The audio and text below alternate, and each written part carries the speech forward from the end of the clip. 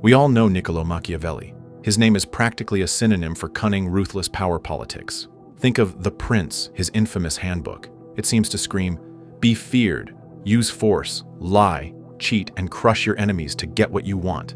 That's the image burned into history.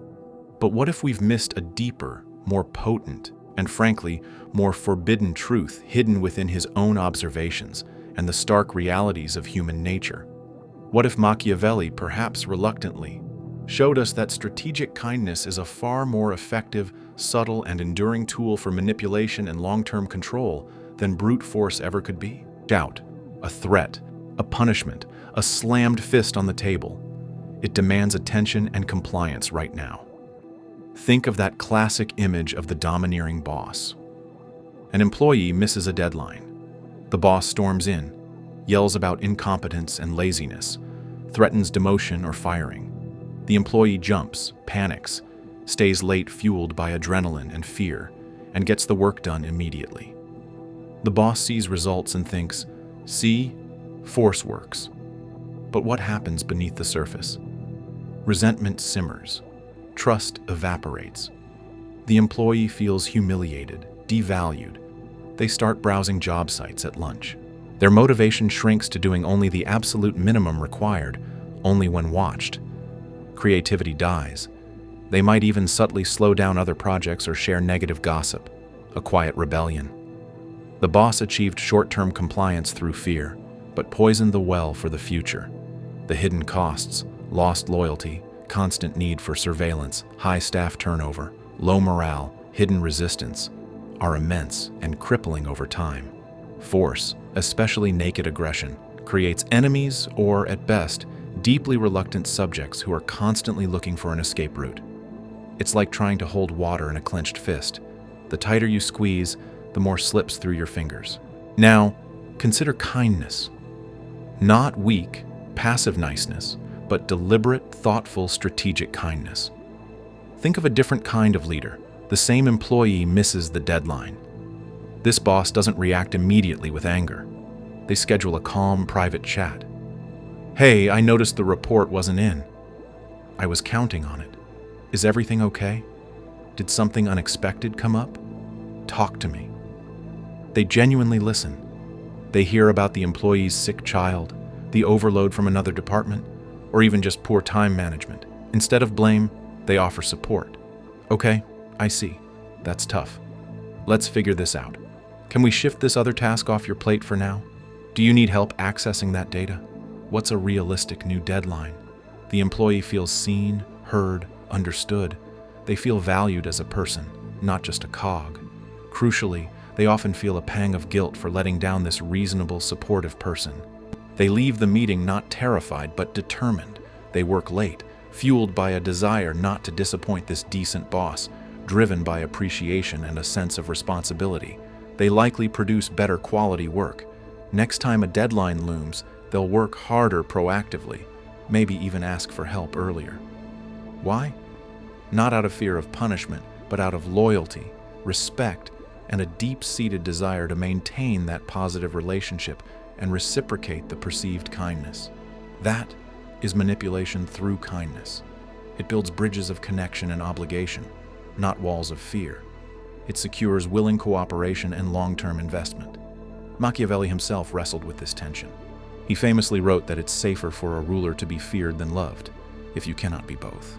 But he immediately followed this stark advice with a crucial warning. Above all else, a ruler must avoid being hated. Force, particularly when it's unjust, excessive, or capricious, inevitably breeds hatred. And hatred is the most dangerous and unstable force in politics or any power dynamic. People you hate, you actively work against. You undermine them. You rejoice in their failures. You wait eagerly for their moment of weakness to strike back.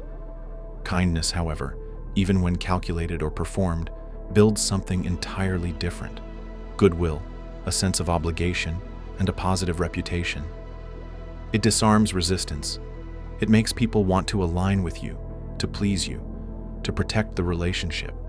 It creates a buffer of loyalty that can absorb minor mistakes. The fear Machiavelli advocated was meant to be a tool to prevent chaos and rebellion, but he implicitly recognized that hatred, the direct product of oppressive force, guaranteed it. Strategic kindness is the antidote to hatred. Real-life examples are everywhere once you start looking. Consider the world of sales. The stereotypical pushy salesperson uses force. High pressure, limited time offers, guilt-tripping, talking over objections. They might close a sale here and there through sheer pressure, but customers often feel manipulated, regretful, and avoid them in the future. Contrast this with the truly successful salesperson. They are patient listeners. They ask thoughtful questions about your actual needs and problems. They offer genuinely helpful advice, even if it means recommending a cheaper product or suggesting you wait. They remember your name, your kid's soccer game. They follow up with a useful article related to your interests, no hard sell attached. They build authentic rapport and trust over time. They make you like them and feel like they care about your success. When they eventually suggest their product as a solution, you're far more inclined to buy. Why? Because you feel a connection, you trust their judgment, and you want to do business with them. They haven't forced you. They've gently guided you towards their goal through a consistent stream of perceived kindness and attentiveness. The sale feels like a mutual win, not an extraction. Look at everyday relationships like neighbors. Imagine two people moving into a new street. Neighbor A is quick to anger. They immediately complain about parking, call the police over a slightly loud weekend barbecue, send passive-aggressive notes about leaves blowing into their yard, maybe even build a tall, unfriendly fence. This is pure force, imposing their will through complaint and confrontation. The result? Instant Cold War. Other neighbors avoid them, gossip negatively, park just on the edge of their property line deliberately, maybe even play music a little louder when they know neighbor A is home. Everyone is tense and miserable. Now, neighbor B takes a different approach. They bake cookies for newcomers. They offer to collect mail when someone goes on vacation. They chat politely over the fence, offer a tool if they see someone struggling with a repair, wave hello consistently. They build up a bank of goodwill through small, consistent acts of kindness. Now, when neighbor B has a genuine need, "Hi there, I know it's Friday night, but could you possibly keep the music down just a bit after 10 p.m.? My toddler's room is right against your wall and she's a really light sleeper, sorry to ask." Who do you think gets a cooperative, even apologetic response? Neighbor B's accumulated kindness makes their request feel reasonable, even minor. Their influence stems not from threats, but from the positive relationship they've cultivated. People are happy to accommodate someone they like and feel indebted to. History screams this lesson from the rooftops. Conquerors who ruled purely by terror and force. Think of Caligula in Rome, or figures like Genghis Khan, whose initial expansion relied on devastating fear, or certain 20th century dictators whose reigns were built on secret police and mass executions, often faced constant, simmering resentment and frequent revolts. Their power was inherently unstable, maintained only through ever-increasing brutality and paranoia, and they were frequently overthrown violently. The cost of maintaining control through pure force was astronomical and ultimately unsustainable. Now, contrast this with leaders who mastered the art of perceived benevolence, even if their core actions could be ruthless.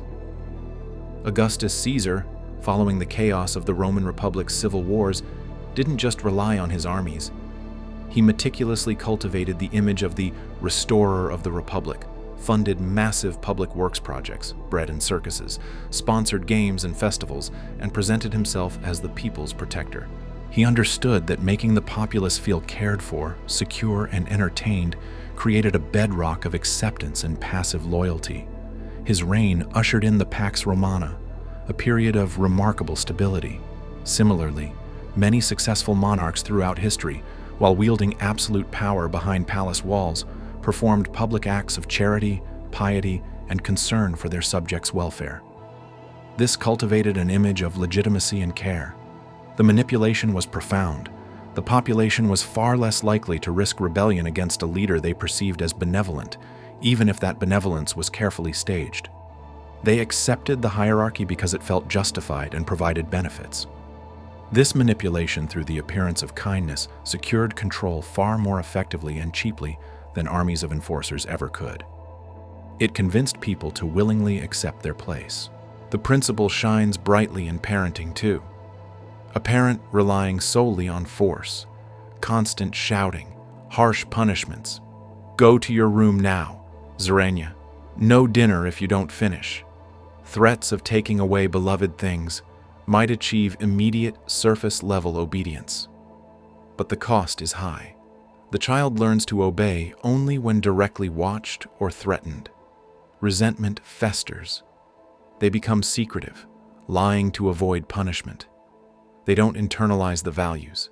They just learn to avoid the parent's anger.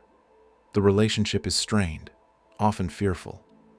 Now, consider a parent using strategic kindness alongside clear boundaries. They set firm expectations but explain the why behind rules calmly. They offer praise and encouragement for effort, not just results. They show understanding when the child struggles. I know this math homework is frustrating. Let's take a short break and try again. They are physically and emotionally supportive during tough times. When discipline is needed, it's consistent and fair, often involving natural consequences or restitution rather than arbitrary rage. This parent builds a strong bond of trust and affection. The child wants to please that parent. They internalize the rules because they understand them and feel respected. They come to the parent with problems instead of hiding them.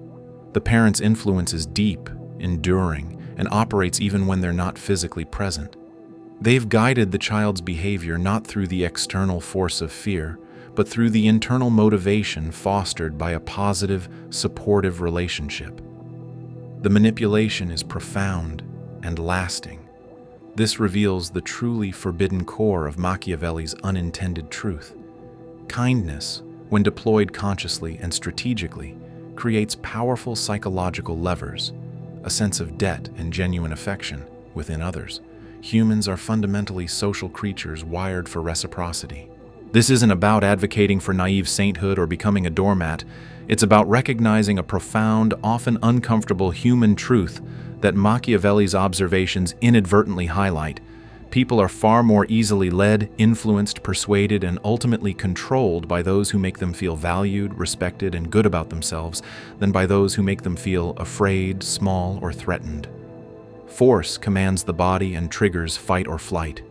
It gets reluctant movement. Kindness, even calculated kindness, wins over the heart and mind. It inspires willing action and loyalty. It builds alliances instead of enemies. Someone whose heart and mind are genuinely aligned with you, who feels a sense of loyalty and obligation born of positive interactions, is infinitely more reliable, cooperative, and useful in the long run than someone who obeys only because a gun, literal or metaphorical, is pointed at their head. The manipulation inherent in strategic kindness is subtler, deeper, more resilient, and ultimately much stronger because it's woven into the fabric of the relationship itself. The truly Machiavellian masterstroke in wielding power isn't the crude, brittle iron fist, it's the velvet glove, the consistent, deliberate application of perceived kindness, respect, and support that makes the wielder indispensable and their influence deeply rooted in the goodwill they've cultivated. That's the powerful, forbidden truth lurking beneath the surface of history's most famous realist.